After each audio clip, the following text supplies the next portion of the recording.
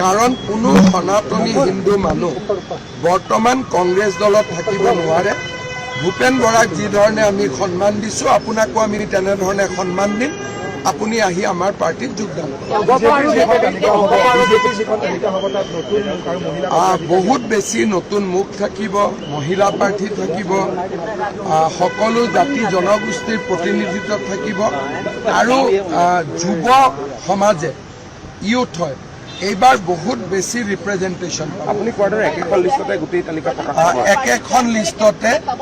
একেখন লিষ্টতে কোনো ধৰণৰ বাকী নথকাকৈ আমাৰ AGP আৰু BPF-ক বাদ দিয়াৰ পিছত আমাৰ কোটাত যিমান চিট পৰিব আমি একেখন লিষ্টতে প্ৰকাশ কৰিম। নিশ্চিতভাৱে 2-3জন বিধায়কৰ নামটো নাথাকিব, কিন্তু সেইটো বেলেগ কাৰণে নহয়, সমষ্টিৰ ডিলিমিটেশ্যনৰ কাৰণে।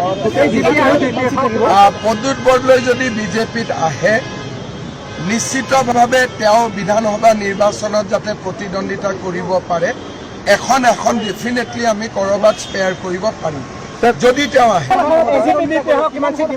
AGP দলে 26খন আসনত প্ৰতিদ্বন্দ্বিতা কৰিব, BPF-এ 11খন, AGP 26, BPF 11, বাকী BJP।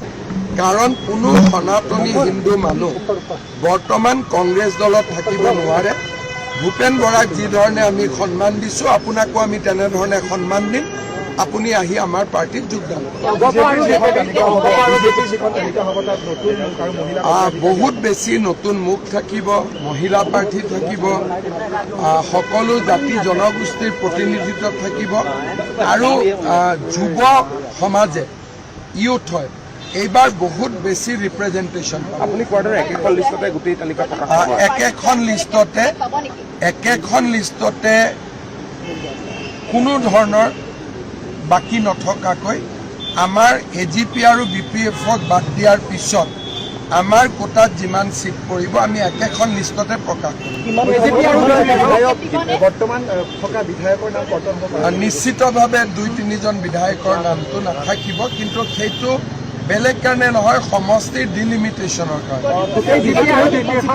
প্ৰদ্যুৎ বৰদলৈ যদি বিজেপিত আহে, নিশ্চিতভাৱে তেওঁ বিধানসভা নিৰ্বাচনত যাতে প্ৰতিদ্বন্দ্বিতা কৰিব পাৰে, এখন ডেফিনেটলি আমি ক'ৰবাত স্পেয়াৰ কৰিব পাৰিম যদি তেওঁ আহে। AGP দলে 26খন আসনত প্ৰতিদ্বন্দ্বিতা কৰিব, BPF-এ 11খন, AGP 26, BPF 11, বাকী BJP।